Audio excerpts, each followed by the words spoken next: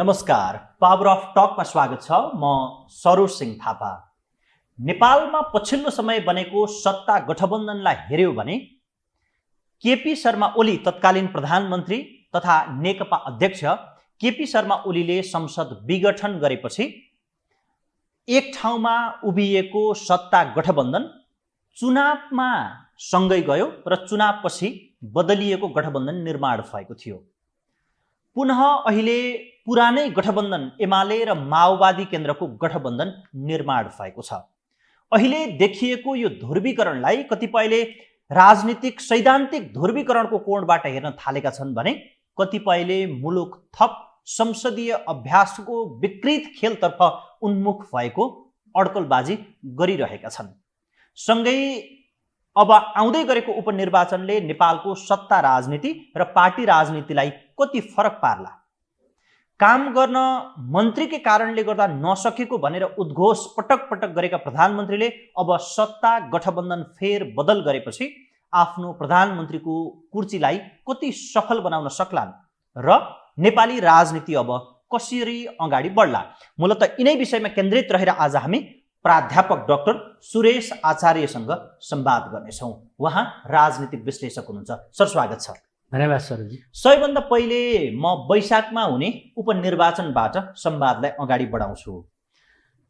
यो एमालेले उपनिर्वाचनको निम्ति उम्मेदवार घोषणा गरिसकेको छ। गठबन्धनभित्र छलफल नै नगरी इलामको प्रतिनिधि सभाको उपनिर्वाचनमा तत्कालीन सांसद सुभाष नेमवाङका छोरा सुवाङ नेमवाङलाई उठाउने घोषणा गरेको छ।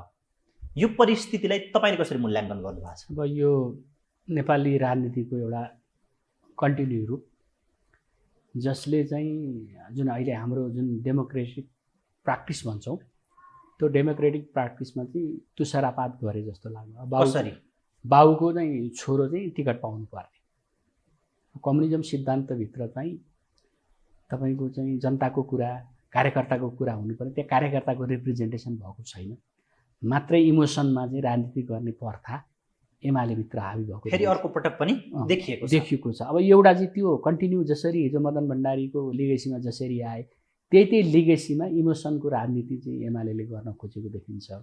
र अर्को कुरा, अब जहाँसम्म चाहिँ गठबन्धनको कुरा गर्नुभयो, इलाममा चाहिँ एमालेको रियलाइजेसन अरू गठबन्धनको खासै चाहिँ त्यस्तो भूमिका हिजोको भोटिङ प्याटर्नबाट देखिँदैन। भनेको तपाईँले एमालेले गठबन्धनका अरू दलहरूसँग छलफल नगरी सुवाङ नेमवाङलाई उम्मेदवार बनाउने घोषणालाई स्वाभाविक रूपमा लिनुभएको छ। त्यति धेरै यसमा अरू कारण देखिन्न भने यो चाहिँ के हो भने उनीहरूको सबभन्दा चाहिँ आश्चर्यजनक कुरा चाहिँ पार्टीमा काम गरेको कार्यकर्तालाई टिकट नदिएर बाउको छोरालाई टिकट दिएको छ।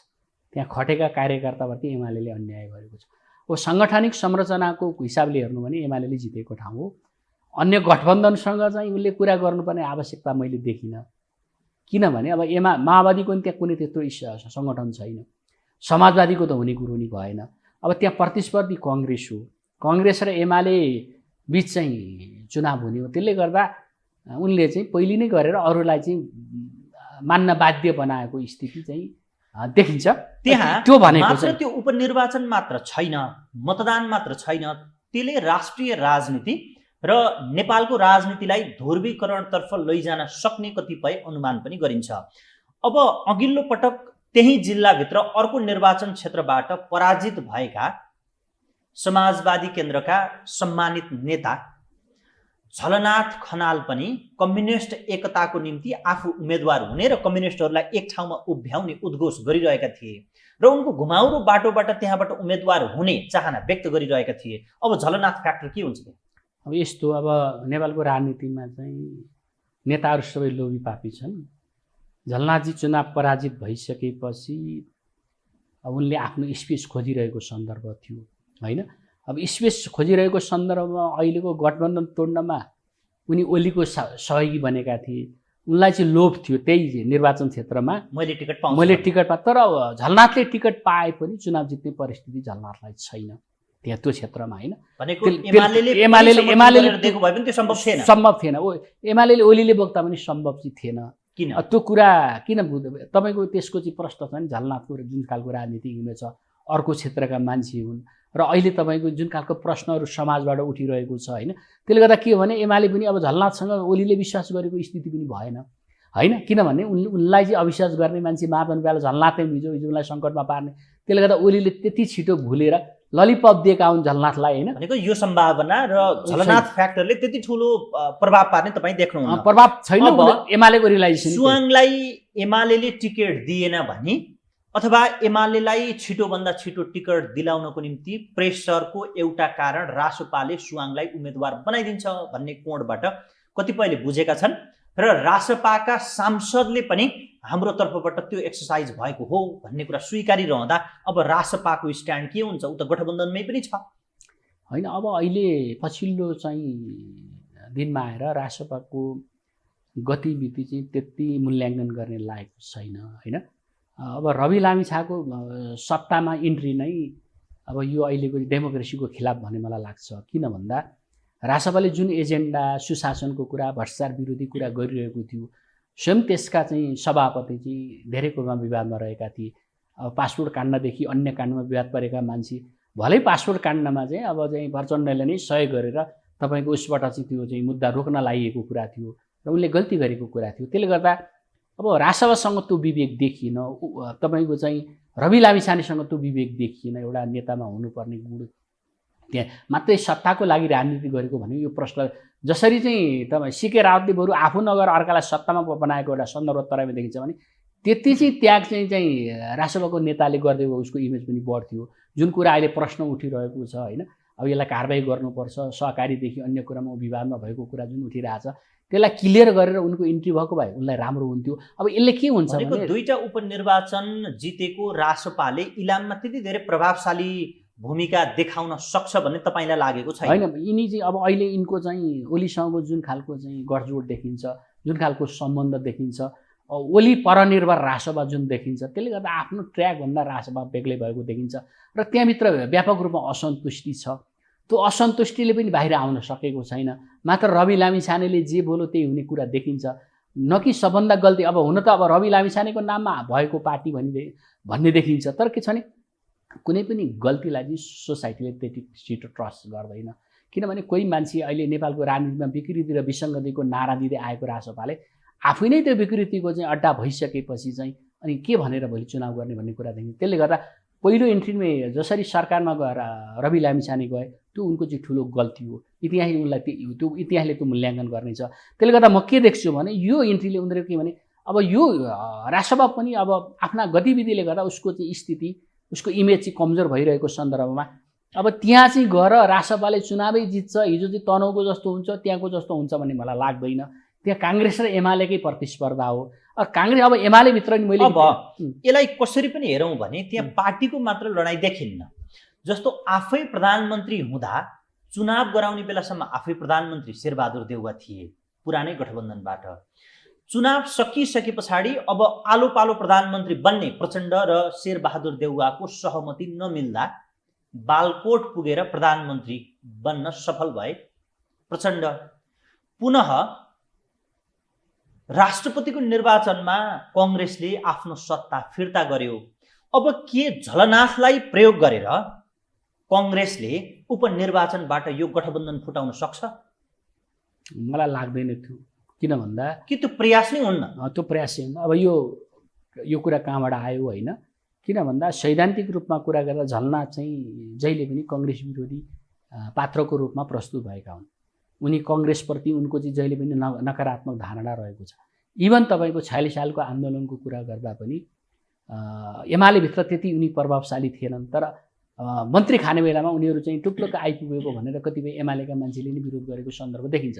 त्यसले गर्दा त्यस्तो क्लिन एमालेभित्र चाहिँ झलनाथको छवि भलै उनी महासचिव भए, प्रधानमन्त्री भए, त्यसमा खेल्ने विभिन्न फ्याक्टरहरू भए, त्यसले गर्दा कङ्ग्रेसको नजरमा झलनाथ छैनन् होइन। अब मैले के देखेँ भने अब एमालेले जुन निर्णय गरेको छ त्यो चाहिँ अब यो माथि केन्द्रीय इम्पोज निर्णय हो। कार्यकर्ताको चाहिँ इन्ट्रेस्ट त्यहाँ अर्कै थियो। त्यसले गर्दा अलिकति त्यही कार्यकर्तामा त्यहाँ असन्तुष्टि देखिन्छ सुवाङलाई बनाएको सन्दर्भमा। अब उसले के गर्यो त्यसबाट इमोसनल ब्ल्याकमेल गरेर चुनाव जित्छु भन्ने उसको चाहिँ नेसनल इन्टरनेसनल हत्कण्डा प्रयोग त्यो कति गर्छु सम्भव छ? भन्ने हो। तर अब मलाई लाग्छ सुवाङले चुनावै जित्ने कुरा त्यति सजिलो छैन होइन। किन भन्दा त्यहाँ काङ्ग्रेसको पनि राम्रो भएको ठाउँ हो। अब काङ्ग्रेसले उम्मेदवार कसलाई दिन्छ, अब यहाँ मलाई लाग्छ अरू फ्याक्टरहरू रासपा अन्य पार्टीको त्यत्रो भूमिका मैले त्यहाँ देख्दिनँ। हिजोको चुनावमा पनि 1-2 हजार भोट आएको देखिन्छ होइन। माओवादी पनि त्यत्रो भूमिका भएको देखिँदैन। उपनिर्वाचनले गर्दा अब काङ्ग्रेसको त्यहाँ दाउ के होला, देउवाका डिजाइनहरू के होलान्, उनीसँग विकल्प खेल्ने विकल्प त्यहाँ कति छन्, कस्ता छन् र कसरी खेल्ने सम्भावना होइन। मलाई के लाग्छ भने यो चाहिँ गठबन्धन फुटाउने क्रम चाहिँ यो चुनावले गर्दैन। मात्रै चाहिँ एउटा इस्यु चाहिँ के हुन्छ भने आफ्नो विरासतलाई कसरी बचाउने भनेर एमाले लाग्ने भयो, काङ्ग्रेस त्यसलाई तोड्न सक्छु कि भनेर लाग्ने भयो, रासोपा मेरो अस्तित्व केही हुन्छ भनेर लाग्ने भयो। अब त्यहाँ तपाईँको 2-4 हजार भोटको चाहिँ कम्पिटिसन धेरै भएको हुनाले अब त्यो कुराले नै निर्णय चाहिँ हुनसक्छ। तर के भने ग्रासरुटको उम्मेदवार नहुँदा त्यहाँ एमाले भित्र पनि अलिकति फ्रस्ट्रेसन विद्रोह हुन सक्ने सम्भावना छ। त्यसले गर्दा रिजल्ट यही हुन्छ एमाले भन्ने बित्तिकै। किनभने एमालेको इमेज पनि हिजोको जस्तो छैन।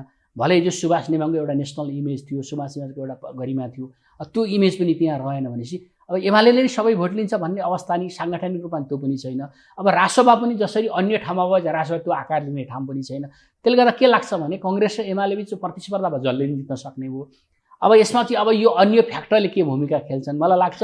रासोपाले उम्मेदवार पनि दिन सकेको, चर्चामा ल्याएको पात्रलाई टिकट नदिने भनेको सन्दर्भमा अब वेट एन्ड सीको स्थिति भएको देखिन्छ र उनीहरूले त्यो मूल्याङ्कन गरेको देखिन्छ। हामीलाई कति भोट आउँछन् भने उनीहरूले अस्ति सर्वेक्षण नि गरे होइन। अब प्राइमेरीको चुनाव नि गर्ने भनेका छन्।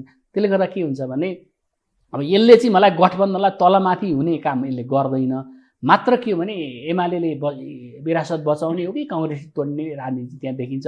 यसले यो फ्याक्टरले गठबन्धनलाई त्यत्रो केही पनि असर गर्दैन। नकि यो नदिँदा सपोर्ट नगर्दा ओलीलाई असर पर्ने कुरा पनि हुँदैन, काङ्ग्रेसलाई असर पर्ने कुरा हो। किनभने हिजो पनि त्यही किसिमको राजनीति त्यहाँ भएको।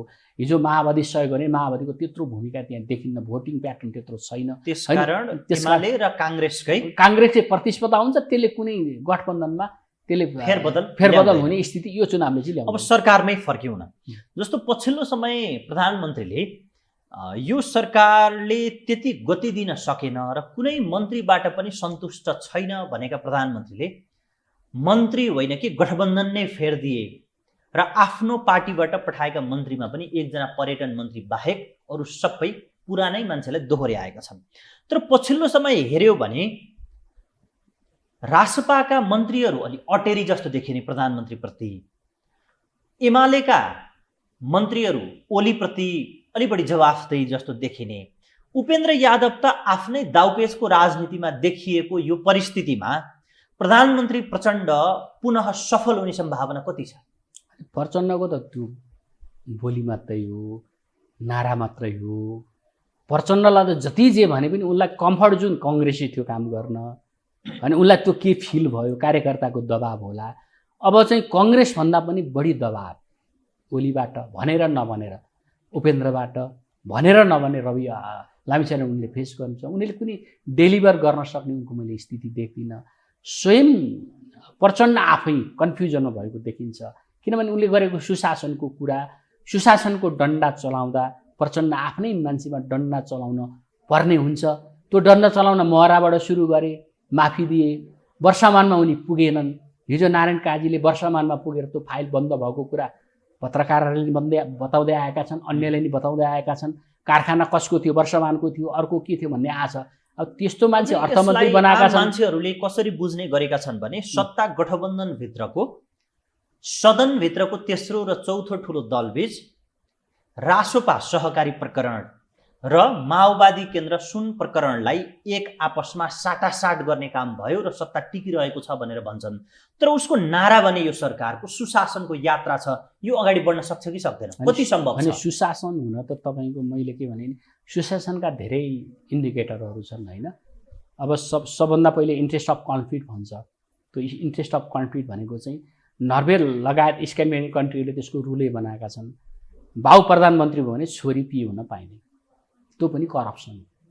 एउटै मान्छेलाई अहिले जसरी चाहिँ प्रचण्डले जुन किसिमको नीतिगत रूपमा निर्णय गरेका छन् त्यो चाहिँ अन्तर्राष्ट्रिय करप्सनको इन्डिकेटरभित्र करप्सनमा पर्छ। त्यसले गर्दा नेपालमा जति सुशासनको नारा लगाए पनि कानुनी रूपमा व्यवहार रूपमा त्यो कार्यान्वयन भएको छैन। अब यसभित्र प्रचण्डका नजिकका मान्छेहरू सबभन्दा करप्सनको ठुलो मुद्दामा छन्। यदि निष्पक्ष छानबिन गर्ने हो भने प्रचण्डका धेरै मान्छेहरू भ्रष्ट छाड्न पर्छ। त्यसले गर्दा प्रचण्डबाट आफ्नै छोरीलाई, आफ्नै वर्षमानलाई, महरालाई भर्सामा प्रचण्डले कदापि पनि लाँदैन। त्यसले गर्दा त्यो नारा उहाँले चाहिँ एउटा चाहिँ भनौँ न एउटा कुरा भनेर एउटा स्ट्यान्डबाजको पोलिटिक्स गर्दै आएका प्रचण्डको त्यो मात्रै नीति हो। त्यसले गर्दा प्रचण्डबाट चाहिँ सुशासन हुन्छ, सुशासनको मूल्य र मान्यता हुन्छ भन्ने चाहिँ होइन। अब उनले चाहिँ जसरी रवि लामिछानेको इन्ट्री गरे उनले यो कुरा भन्न सक्नु पर्थ्यो, तपाईँको यो केस छ, तपाईँ होइन अरूलाई गृहमन्त्री बनाउनुहोस् भन्न सक्नु पर्थ्यो होइन। त्यो भन्दाखेरि त उनको सरकारै हुने थिएन। त्यसले गर्दा के छ भने उनी जुन खालको परिबन्धमा सरकार बचाउन परिरहेका छन् उसमा कुन कुन खेलमा उनी परेका छन् राष्ट्रिय अन्तर्राष्ट्रिय। यो सँगै अहिलेको गठबन्धनसँग जोडिएर आउने कुरा के छ भने एमाले माओवादीसँग जोडिन आयो र सरकार परिवर्तन हुने अवस्थामा पुग्यो। तर यसो हेऱ्यो भने यो गठबन्धनको सबैभन्दा ठुलो दल नेकपा एमाले छ, तर उसको हातमा गृह मन्त्रालय पनि छैन, शिक्षा मन्त्रालय पनि छैन, स्वास्थ्य मन्त्रालय पनि छैन। सामान्य मन्त्रालय लिएर र कमजोर मन्त्रीहरूलाई पठाएर एमाले साइलेन्ट देखिएको छ। यसभित्रको इन्टर्नल र एक्सटर्नल पोलिटिक्स के हो भनेर मान्छेहरूले संशय व्यक्त गर्छन्। यो चाहिँ तपाईँले कसरी होइन? यो चाहिँ यस्तो, तपाईँ ओलीजीले यो चाहिँ उनको एउटा चाहिँ कार्यक्रम आयो नि, मेची महाकाली चाहिँ मध्य पहाडी लोकमार्गको यात्रा गरे। त्यो यात्राबाट ओलीजीले धेरै कुरा बुझे, हाम्रो खैरात छैन भन्ने कुरा बुझे, हाम्रो इमेज बिग्रेको छ भन्ने कुरा भने अब कसरी टिक्ने त? सत्तामा टिक्ने। सत्तामा टिकेन भने त काण्डहरू छन्, आफ्ना मन्त्रीलाई आफूलाई धेरै काण्डहरू छन्, यसबाट कसरी जोगिने भन्ने सन्दर्भमा रोइ कराई प्रचण्डसँग अन्याय विनय गरिएको कुरा हो। त्यसमा उनले नेसनल इन्टरनेसनल सबै फ्याक्टरको काम गराए र उनी इन्ट्री गरे। यदि उनले गृहमन्त्रीको चाहिँ दावा गरेको भए त गठबन्धनै बन्ने थिएन। यदि माधव नेपाललाई जानकारी दिएको भने गठबन्धनै बन्ने। त्यो मार्गबाट उनले भनिरहेका छन् धेरै दुःख गरेर बनाएको गठबन्धन हो भनेर भनिरहेका छन्। तर अब ओलीको चालचलन, ओलीको बानी बेहोरा, ओलीको एम्बिसन र उनका भनाइ र गराइमा चाहिँ एकदम कन्फ्लिक्ट देखिन्छ। त्यसले गर्दा अहिले उनी जुन रूपमा मृदुभाषी शब्दहरू प्रयोग गरिरहेका छन् जसले चाहिँ जहिले पनि सदनमा गएर 2 घन्टा गुनासो मात्रै गर्थे, ती ओली अहिले चाहिँ यो गठबन्धनको चाहिँ औचित्य बारेमा प्रश्न गरिरहेका छन्। त्यसले गर्दा कहीँ न कहीँ ओलीको कन्तुरमा चाहिँ यो आफू केही हुने भन्ने एम्बिसन त्यहाँ देखिन्छ, त्यसलाई एक्सप्रेस गरेका छैनन्। त्यसले गर्दा यो चाहिँ गठबन्धन जति बेला जहिले पनि टुट्न सक्ने सम्भावना छ र यसको महरा चाहिँ तपाईँको प्रचण्ड बन्दैछन् र प्रचण्डले जति गभर्मेन्ट्सको नारा दिए पनि, सुशासनको नारा दिए पनि अहिले गर्दाको सन्दर्भमा तपाईँले यसको भविष्य त्यति लामो छैन भनेर आशंका गरिरहँदा के मिलन एमाले र नेपाली कङ्ग्रेसको हो? होइन, मिलन भने तपाईँ के हुन्छ भने यो चाहिँ तपाईँ के बुझ्नुहोस् भने नेपालको राजनीतिमा यहाँ कुनै सैद्धान्तिक धरातल भएका पार्टीहरू रहेन। पार्टीहरू पनि अत्यन्तै एम्बिसियस छन्, त्यसका नेताहरू अति एम्बिसियस, पार्टीभित्र नि अत्यन्तै एम्बिसियस, आफू कसरी हुने भन्ने मात्रै नेपालको राजनीति भएको देखिन्छ। त्यसले गर्दा एमालेभित्र मात्रै अब ओली अलिनल भएको सन्दर्भ हो, ओलीको एम्बिसनमा एमाले चलेको सन्दर्भ। अब कङ्ग्रेसमा पनि त्यस्तै किसिमको पार्टीभित्र आन्तरिक ठुलो वैमनस्यता रहेको छ। त्यसले गर्दा त्यो काङ्ग्रेसभित्रको आन्तरिक वैमनस्यताको फाइदा चाहिँ अहिले चाहिँ ओलीले प्राप्त गरेका हुन्। उनले काङ्ग्रेसभित्र शेरबहादुर गुट, गगन र चाहिँ शेखर गुट बिचको वैमनस्यताले जुन किसिमका कुराहरू आए त्यसको फाइदा चाहिँ नेपाली कङ्ग्रेसको इतर पक्षले अहिलेको गठबन्धनलाई फुटाइदिन सफल भएको हो भन्ने कोणबाट कन्क्लुजन निकाल्न सकिन्छ। एकदम यो तपाईँको चाहिँ एउटा कारण अब प्रचण्डको एम्बिसन पनि हो नम्बर 1। उनलाई के भने अब 4 महिनापछि त गठबन्धन छोड्नुपर्छ, 5 महिनापछि त्योभन्दा फेरेर 1 वर्ष लम्ब्याउनु उनले प्रयत्न गरेका हुन्। त्यसमा उनी कुनै उनको व्यक्तिगत एम्बिसनको कुरा, म प्रधानमन्त्री भइरहनु पर्ने हो, अझ अर्को एम्बिसन उनले राख्न सक्छन्। उनको अत्यन्तै सत्ताप्रतिको लालच हो हेर्नुहोस्। र ओलीको पनि यहाँ इन्ट्री हुनु भनेको सत्ताप्रतिको लालच हो। तपाईँले ओलीले यो गर्ने, ओलीले सुशासन गर्ने, प्रचण्डले सुशासन गर्ने, देउवाले सुशासन गर्ने कुरा यहाँ कहीँ पनि छैन। यहाँ कसरी चाहिँ आफू सत्तामा टिकिरहने र कन्टिन्युटी गर्ने भन्ने एउटा चाहिँ त्यही किसिमको राजनीति नेपालमा भइरहेको छ। त्यसले गर्दा तपाईँले होला नेपालको राजनीतिमा नेसनल इन्टरनेसनल फ्याक्टरहरू पनि भूमिका रहँदै आएको छ, तर त्योभन्दा पनि यिनीहरूको व्यक्तिगत एम्बिसनले आफ्नो इच्छा तृप्ति गर्ने सन्दर्भमा प्रचण्डले गरेको र ओली चाहिँ सत्तामा नहुँदा एकदम तडपाएका ओली अहिले त्यही भए पनि एउटा प्लस ओलीलाई के भयो भने यति गठबन्धन तोड्ने बित्तिकै निर्णायक अब ओली हुने पुगे। प्रचण्डबाट चिप लिएर निर्णायक चाहिँ पक्ष चाहिँ ओली बन्न पुगे। अब ओलीले प्रचण्डलाई कन्टिन्यू गर्न सके, फेरेर काङ्ग्रेससँग जान सक्ने भए, त्यसले गर्दा त्यो सबै निर्णायक पोजिसनमा चाहिँ प्रचण्ड ओली पुग्यो। त्यसले गर्दा उनले के भने यसलाई जोगाइरहनुपर्छ परिस्थिति आएपछि भन्ने कुरा हो। अब ओली जस्तो मान्छे जहिले सबै कुरालाई आलोचना गरेर बसिरहने मान्छे चुप्प लागेर बस्नुको अर्थ कहीँ न कहीँ अँध्यारो कुनाबाट ओलीले केही गरेको हुनुपर्छ।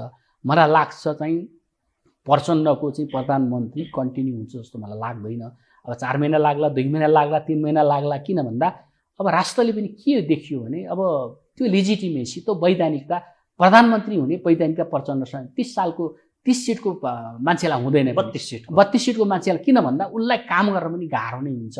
ब्युरोक्रेसीले टेर्दैन, नागरिक समाजले टेर्दैन, अन्तर्राष्ट्रिय कम्युनिटीले टेर्दैन। त्यसले जति म बलियो छ भने त्यो बलियो आधार हुँदैन। गएको चुनावमा अथवा भनौँ 74 को निर्वाचनमा वाम एकता गर्ने हो र विकासको निम्ति चाहिँ स्थिर सरकार भनेर नारा दिएका माओवादी र एमाले पछि पार्टी एकतै गरेर नेकपा बनाए र करिब 3 वर्ष पुग्दा त उनीहरूको प्रचण्ड र ओलीको केमिस्ट्री मिले जस्तो देखिन्थ्यो, अन्डरस्ट्यान्डिङ मिले जस्तो देखिन्थ्यो। पछि भलै त्यो तिक्ततामा पुग्यो, तर अहिले ती दुईटा बीच त्यति धेरै अन्डरस्ट्यान्डिङ नभए जस्तो, तादम्य नमिले जस्तो देखिन्छ। यो किन?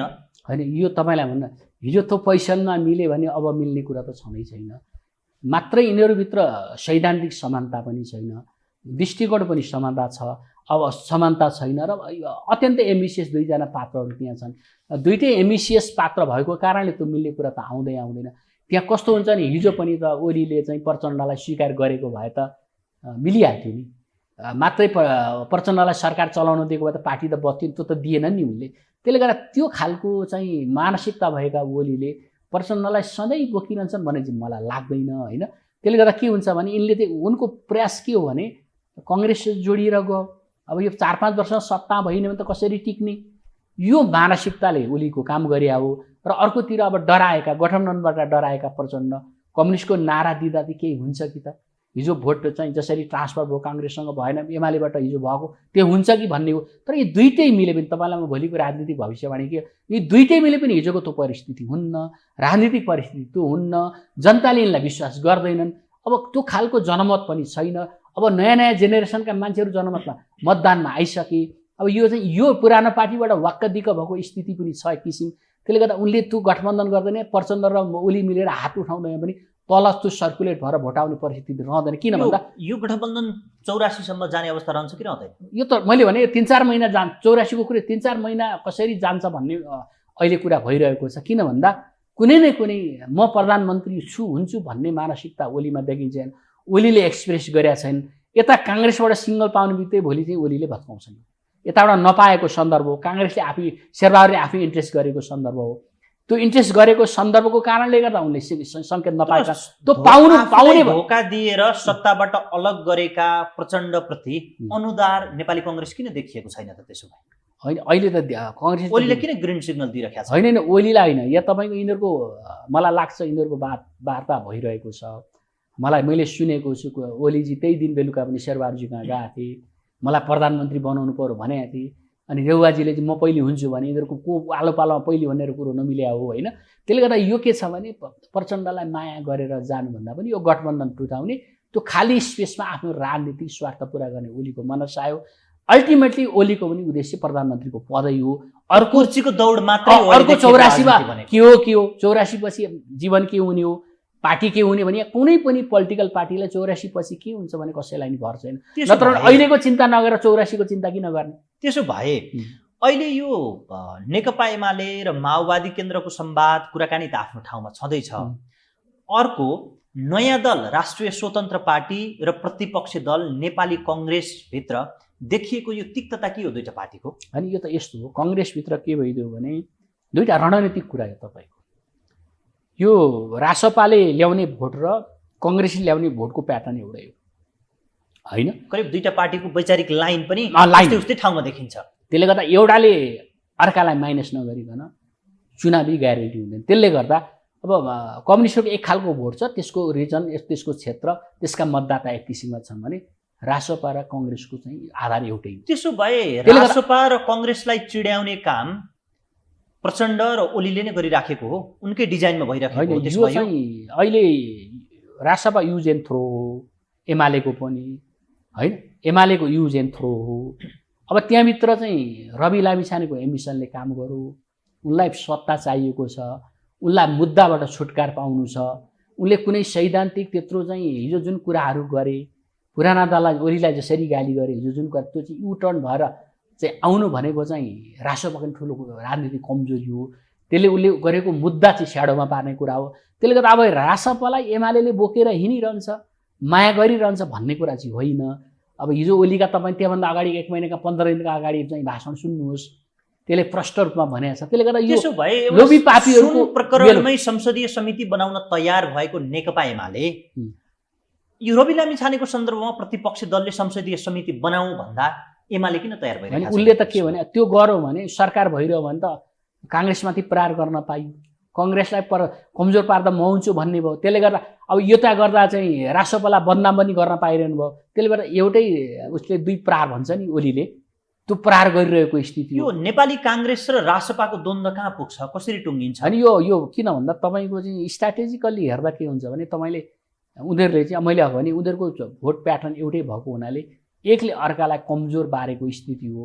रासपा काङ्ग्रेससँग मिल्न नगएको स्थिति हो, किनभने काङ्ग्रेससँग मिल्यो भने त त्यही भोट प्याटर्नबाट मलाई कसरी हुन्छु भन्ने उसको स्थिति हो। उसको चाहिँ त्यो बुझाइयो। त्यो भन्दा कङ्ग्रेसभित्र पनि रवि भर्सेद गगन थापा जस्तो देखिन्छ, यो के हो? होइन, यो चाहिँ अब त्यो देखिएको त्यस्तो होइन।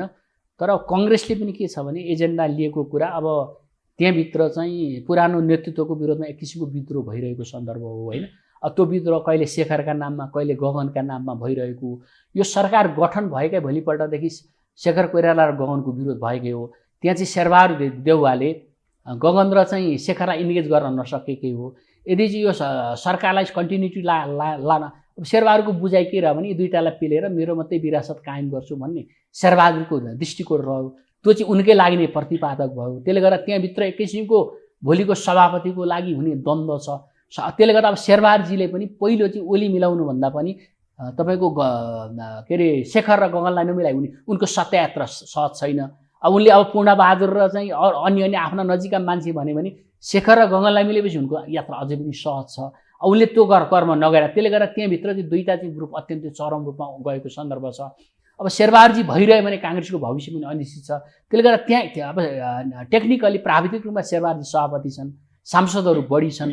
अब यो के भने त्यो टेक्निकल कारणले गर्दा उनले त्यो, तर त्यहाँ मान्छेको विश्वास हुने प्रतिनिधि छैन। तर नेपाली कङ्ग्रेसभित्र संसदीय दलको नेता फेर्नको निम्ति अहिले भित्र एक्सर्साइज भइरहेको छ भनेर भनिन्छ, यो कति सम्भव छ? अनि यो सम्भावना छ। किनभने तपाईँको यो सम्भावना किन छ भन्दा तर त्यो सदनमा देखिएको अङ्कगणित हेर्दा त नेपाली कङ्ग्रेसका सांसदहरूको सङ्ख्या हेर्दा त देउवा पक्ष नै भारी देखिन्छ। तर राजनीतिक रूपमा यो कसरी सम्भव छ? होइन, यो भारी देखिन्छ। समयले के हुन्छ भने अब देउबाजीको लास्ट टेन्युर हो, फेरि सभापति लड्ने होइनन्। अब यो त के छ भने मान्छेहरू अर्कोतिर पावरको लागि सिफ्टिङ हुने प्रक्रिया छ। त्यसले गर्दा मान्छेले आफ्नो राजनीतिक भविष्य देखेर त्यता नि जान सक्छन्। अब एक खालको परिस्थिति त्यहाँ हुन सक्छ होइन। ब्याक टु पुरानै क्वेसन, जस्तो अहिले शेखर समूहबाट गगन थापा र रवि लामिछानेको सदनमा वाक युद्ध जस्तो देखिन्छ, यसको कारण के हो? होइन, त्यो राजनीतिक कारण के हो? होइन, गगन थापा र रवि लामिछाने भन्दा पनि अब कङ्ग्रेसले चाहिँ अहिले त्यो रविको मुद्दालाई उठाल्यो। अहिले उनलाई उठाल्न कारण के हो भने गठबन्धनको कारकै रवि बने। त्यसो भए हिजोको दिनमा प्रधानमन्त्रीको अफर गर्ने राष्ट्रपाका सभापति रवि लामिछानेलाई प्रधानमन्त्री हुन नमानेपछि अर्को दिनबाट सदनमा सहकारी प्रकरणमा विरोध गर्ने यो दोहोरो चरित्र कङ्ग्रेसको किन? होइन, यो चाहिँ मैले पनि सुने। अब सांसद आरजु देउवाले अफर गरेको भन्ने मैले सुने होइन, रवि लामिछानेलाई। संस्थागत रूपमा कङ्ग्रेसले निर्णय त गरे होइन। भनेको कसले गरेको भन्नुभयो? आरजु देउवाले भनेको रवि लामिछानेलाई। अब यो त उनलाई पनि अब देउवाजी प्रधानमन्त्री नहुँदा अब त्यो भपिडा भयो होला। अब सत्ता चाहने मान्छेलाई त त्यो सत्ता भइरहोस् भन्ने पनि होला। अब त्यो सुझबुझ ढङ्ग गरेको पार्टीले आधिकारिक रूपमा आज अब यहाँ देउवाले गरेको हो त्यो। यो प्रश्न रूपमा अब पार्टीले मिटिङ बसेर गरेको निर्णय होइन। एकातिर गठबन्धन भत्किँदै गर्दा काउन्टरमा प्लानिङ भयो। त्यो भनेको आधारमा बताइरहनु भएको छ कि तपाईँसँग केही तथ्य सूचनाको स्रोत छ? होइन, तथ्याङ्क तथ्य भन्दा पनि यो चाहिँ के छ जसरी ओलीजीले पहिले र प्रचण्डलाई खेले नि तँलाई प्रधानमन्त्री दिन्छु भन्ने, त्यही रूपमा पनि उनीहरूले अपनाएको हुनसक्छ।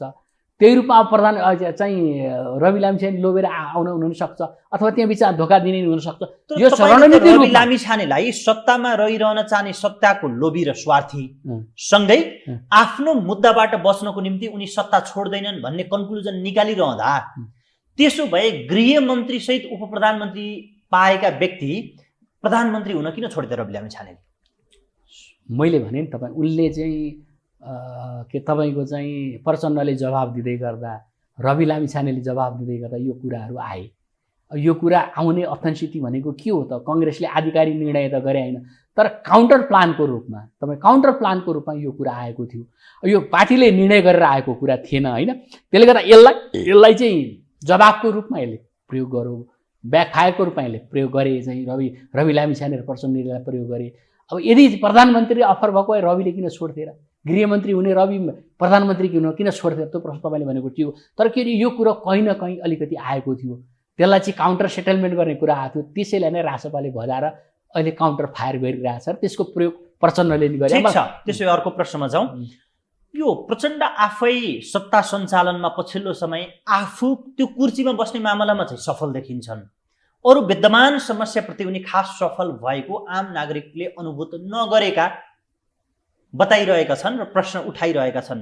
आफै सत्ताको कुर्सीमा असफल बनेका प्रचण्डको क्याबिनेटबाट रासपाको सत्ता यात्रा कति सफल होला? यो अत्यन्तै गाह्रो कुरा हो होइन। किनभने तपाईँ रवि लामिछानेले जति चाहिँ अहिले स्ट्यान्डबाजी गरिरहेछन् त्यहीँभित्र रहेर त्यो पनि सफल देखिएन। ठुलो माछा पक्रिन्छ भने महरालाई पक्रेर छोड्नु पर्यो। अब यो गतिविधि यही हुन्छ। यसले गर्दा के हुन्छ भने रासपाको पनि बदनामी भन्ने हुँदा केही पनि देखिँदैन। ऊ पनि अब सत्ताको चासनीमा बदनामी भन्दा स्वयं प्रचण्ड जुन खालको ध्रुवीकरणमा रहेका छन्, जुन खालको स्थितिमा रहेका छन्, हिजै तपाईँको इन्डिया गएर चाइना जाँदै गर्दा चाइनालाई छद्मवेशी रूपमा जुन कुराहरू प्रयोग गरे, बिआरआईको बारेमा जुन खालको कुरा एन्सर दिएर आए, त्यसले गर्दा उनको पनि अन्य मित्र राष्ट्रकोसँग पनि सहज ढङ्गको कूटनीति गर्न असफल देखिन्छ। आज एउटा प्रधानमन्त्रीले दुईटा देशसँग समदुरीको सम्बन्ध कायम गर्न पनि इन्डियाले चाहिँ यसो भनौँ भने म चाहिँ प्रधानमन्त्रीबाट हट्छु भन्ने मानसिकताबाट त्यो ट्रिटमेन्ट प्रचण्डले गरेको देखिन्छ। त्यसले गर्दा उनले चाहिँ न त कूटनीतिक ब्यालेन्स गर्न सकेका छन्, मात्रै आफ्नो स्वार्थलाई प्राथमिकता दिएर कति दिनसँग टिक्ने भनेर अन्तिमसँग चिप्स प्रयोग गरेर टिक्ने प्रयत्नमा गइरहेका छन्। यसले गर्दा अझ यसले तपाईँ माओवादीलाई झन् धराशायी बनाउँछ। प्रचण्डबाट सुशासनको कुनै पनि कार्यभार हुँदैन, त्यो सम्भव पनि छैन। प्रचण्डले त्यो गऱ्यो भने सबभन्दा पहिलो प्रहारमा आफ्नै मान्छे पर्छन्, त्यो आफ्नै मान्छेलाई पारेर प्रचण्डको सहायता पनि बढ्दैन। अनि अर्को कुरा, अब रवि लामिछानेका जुन स्क्यान्डलहरू भइरहेका छन्, यदि तपाईँ गुड गभर्नेन्सको कुरा गर्ने भने इन्ट्रेस्ट अफ कन्फ्लिक्टमा रविलाई गृहमन्त्री बनाउनु हुँदैन है। इन्ट्रेस्ट अफ त्यो त आखिरी विवाद त आएको कुरो हो नि त, होइन? कुरा आम दर्शकले बुझिसकेका छन्। अब यो नयाँ गठबन्धन फेरबदल भइसकेपछि यो सरकारप्रति छिमेकी राष्ट्र भारतको असहमति छ र उसले प्रश्न उठाइरहेको छ भन्ने सुनिरहेकै कुरा छ, तपाईँले पनि सुन्नुभएकै कुरा होला।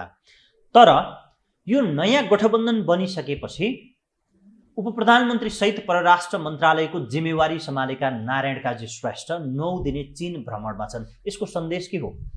अनि यसको अर्थ कहीँ न कहीँ शक्ति राष्ट्रहरूले आफ्नो पल्लामा इमेज गर्ने प्रयत्न हो होइन। अब कुनै दिन प्रचण्डजी चाहिँ यता साउथतिर ढल्केको रियलाइजेसन चाइनाले गरेको थियो। अब उसले अलि आफ्ना विश्वास पात्रलाई बोलाएर केही रिन्यू गर्न खोजेको, तर एजेन्डाको कुरा हेर्दा, मिडियाको कुरा हेर्दा चाइनाको भ्रमणले पनि त्यति उपलब्धि हुने जस्तो चाहिँ लाग्दैन। किन भन्दा अहिलेसम्म चाइनाको कुरा सबै हाम्रा नाकाहरू बन्द छन्। चाइनाले गर्ने सपोर्ट कुनै पनि गरेका छ, चाइनाले कुनै पनि एड दिँदैन, चाइनाले कुनै पनि डोनेसन दिँदैन, चाइनाले ऋणमा पैसा दिने हो। त्यो ऋणमा पैसा लिने कुरोले अहिले पोखरा र तपाईँको भैरवाई एयरपोर्टको कुरालाई नै ठुलो कहानी भएको छ। त्यसले गर्दाखेरि चाहिँ चाइना हिजो उरीले गरेका एग्रिमेन्ट पनि बिच बाटोमा तुइएका छन्। त्यसले गर्दा अब यत्रो चमत्कारी छवि प्रचण्डसँग त्यसलाई रिन्यू गर्ने मैले क्षमता देख्दिनँ। र हिजो हाम्रो विगतदेखि भएको सम्बन्धलाई पनि विश्वका सरकारले आएर बिगारेको सम्बन्ध छ होइन। त्यसले गर्दा अब चाइनाको हिजोको साइलेन्ट डिप्लोमेसीबाट अलिकति ऊ अगाडि बढेको देखिन्छ। त्यसले गर्दा उसका कुनै न कुनै कुराहरू आफ्नोतिर इन्गेज गर्ने भन्ने प्रयास नभएको देखिन्छ। यसो भनेर प्रचण्डलाई नेपालले मित्र राष्ट्र चीनलाई रिजाउन जाने बाहेकको अर्को कुनै पनि ठुलो कुरा तपाईँले देखिरहनु भएको छ? योबाट उनले मलाई लाग्छ त्यो ठुलो कुरा हुँदैन। अब चाइनाले ठुलै अफर गरेर मानिले उनले अहिले अफर गरेको त्यसलाई चाहिँ अनुदानमा प्राप्त गराए भने पोखरा र भैरवलाई लन त केही रहेछ भन्ने कुरा हो। नत्र भने बोलीले भनाइले भाषाले कुनै पनि अर्थ रहँदैन। कुटनीतिमा चाहिँ नेसनल फर्स्ट भन्ने हुन्छ, आफ्नो प्रायोरिटी फर्स्ट भन्ने हुन्छ। हाम्रो अहिलेको समयमा त्यो सम्भावना तपाईँले अन्त्यमा छु। एउटा प्रश्नबाट कार्यक्रमलाई म बिटमा हार्छु। अहिले हामी संसदीय अभ्यासमा छौँ। अहिलेको त्रिशङ्खु संसदले गति दिन सकेन, चाहे त्यो सरकार गठनको सन्दर्भमा होस्, चाहे अधिवेशन सञ्चालन र त्यसले कानुन निर्माण गर्ने सन्दर्भमा होस् भनेर सदनप्रति नै प्रश्न उठिरहेको सन्दर्भमा गएको अधिवेशनबाट प्रतिनिधि सभाले मात्र एउटा कानुन पास गर्न सफल भएको थियो। अहिले सभामुखले नेतृत्व गर्दै प्रमुख सचेतकहरूलाई लिएर स्विजरल्यान्ड भ्रमणमा जानु भएको छ। यता उपसभामुखले चलाइरहेको सदन पनि प्रभावकारी बन्न सकेन। यो अवस्थाको रोइलोमा, यो अवस्थाको बेकामी अवस्थामा नेपालको सदन किन पुगिरहेको छ? अनि यो त तपाईँलाई भनौँ न, अहिले अघि मैले ओलीजीकैबाट सुरु गरौँ। ओलीजी यसलाई सफल बनाउन चाहँदैन, यसबाट नि प्रश्न हुन्छ, योबाट नि प्रश्न हुन्छ। तपाईँको ओलीजी यसबाट काम गर्न चाहँदैन भने यो अहिले कुनै पनि सभामुख यसरी सदनलाई लथालिङ्ग पारेर भ्रमण गर्ने कुरा हुँदैन। यो पनि एउटा सेटब्याक यसले हान्छ। अब अर्को कुरा, हाम्रो देशको जुन कुरा भन्नु भने अघि मैले, हाम्रो प्रश्न संविधानमै छ। तपाईँलाई एउटा कुरा के, यसलाई करेक्सन गर्ने भनेको संविधान हो। अब ओली र देउवा अथवा ओली र कङ्ग्रेसको मिलनको एउटा बिन्दु हुनसक्छ, मैले पहिले बारम्बार गर्दै आएको। यदि करेक्सन गर्ने हो भने संविधानको यो समानुपातिक विधिलाई खत्तम गर्नुपर्छ, यो चाहिँ हाम्रो क्षेत्रलाई घटाउनुपर्छ। त्यो काम चाहिँ एमाले र कङ्ग्रेसको मिलनबाट हुन्छ। अब एमाले र कङ्ग्रेस नयाँ सिराबाट सोचेर राजनीति गरे भने संविधानका केही धाराहरू संशोधन गरेर नयाँ ट्र्याकमा जान सकिन्छ। तर त्यो बहसमा भएको छैन। अब यो बाहिरी बहसमा आएको छ होइन। अब यसले आकार लियो भने एक खालको राजनीतिक परिवर्तन हुनसक्छ होइन। तर अब उनीहरूले चाहिँ त्यही भित्र तपाईँको उपेन्द्र यादवलाई अललाई लिएर जानुपर्दा जो चाहिँ संहिता पक्षधर अथवा समानुपातिक पक्षधर दलहरू सही माओवादी छ भने चाहिँ त्यसबाट पुरा हुने कुरा हुँदैन। एउटा चाहिँ नेपालको के हुन्छ भने एउटा परिवर्तनको सङ्घारमा जाने नयाँ गठबन्धन हुने एउटा आधार चाहिँ कङ्ग्रेस र एमालेको मिलन चाहिँ संविधान संशोधनको मुद्दालाई लिएर हुनसक्छ। त्यसमा ओली र देउवाको अथवा कङ्ग्रेसको मिलन हुनसक्छ, एउटा सम्भावना। अघि तपाईँले भने यदि यो व्यवस्था भएन भने यो संसद बिजनेसलेस अझ हुन्छ। अहिले मात्रै हुँदैन, 84को मिसन भने त्योभन्दा अझ विशृङ्खल सांसद अझ हुन्छ यो संविधानभित्र। त्यसले गर्दा हाम्रो समस्या एउटा कुरा बताउनुहोस् न, तपाईँले केही बेर अगाडि पनि यो प्रश्नको जवाफ दिइसक्नु भएको थियो। कङ्ग्रेसमा संसदीय दलको नेता फेर्ने एक्सर्साइज भइरहेको छ र त्यो सम्भव हुन सक्छ भनेर भन्नुभएको छ। त्यसो भए यो फेरिएको संसदीय दलको नेता बन्ने खेल कहाँबाट भइरहेको छ, को बन्ने खेलमा छ र को हुँदैछ? होइन, यो मैले अब यो झिनो आवाज छ अहिले होइन, झिनो आवाज छ, छोटोमा जवाफ दिनु। झिनो आवाज छ। झिनो आवाज भनेको चाहिँ अब यसले मेबी मलाई लाग्छ चाहिँ भयो भने शेखर कोइरालालाई यसले चाहिँ संसदीय दलको नेतामा यसले उभ्याउँछ। तर अब मलाई यसले कति टाइम लिन्छ मैले भन्न सक्दिनँ। राजनीतिक घटना कति कुरा, तर के छ भने यही परिस्थितिमा चाहिँ यही स्थितिमा चाहिँ कङ्ग्रेसको चाहिँ प्रधानमन्त्री हुने सम्भावना अत्यन्तै कम छ है। प्रधानमन्त्री हुने सम्भावना कम छ। यदि त्यो हुन्थ्यो भने यो गठबन्धनै टुट्ने थिएन। यसमा चाहिँ नेसनल इन्टरनेसनल सबै कारणहरू छन्। त्यसले गर्दा के हुन्छ भने यो प्रयास कहीँ न कुन्दरबाट भइरहेको छ। अब यसले जनमतमा भ्यालिडिटी कति गर्ला? अघि तपाईँले भने एकजनासँग सांसदको सङ्ख्या छ। अब कहिले राजनीति कहिले पनि गणितले मात्रै नि चल्दैन होइन। त्यो गणित पनि कहिलेकाहीँ इस्युले परिवर्तन हुन्छ। अब यो चाहिँ एक किसिमको स्थिति भोलि चाहिँ अब यो अहिले संसदको यो जुन संरचना छ यसभित्र अलिकति परिवर्तनको कुरा एमालेबाट पनि व्याख्या आयो भने त्यो स्थिति पनि हुनसक्छ होइन। त्यसले गर्दा त्यो घटना हुनसक्छ। कहीँ कहीँ यो बहस भइरहेछ, छलफल भइरहेको छ। त्यसले गर्दा अलिकति त्यसले एउटा धार पक्र्न सकेको अवस्था पनि छैन, तर त्यसले आकार लिने सम्भावना चाहिँ छ। हस्, कार्यक्रममा सहभागी भइदिनु भयो, आफ्नो विचार प्रकट गरिदिनु भयो, म धन्यवाद व्यक्त गर्छु। धन्यवाद स्वरूपजी, धन्यवाद। दर्शकबिन, आजका लागि पावर अफ टकको समय सकिएको छ। हेर्दै गर्नुहोला यो टेलिभिजन। नमस्ते।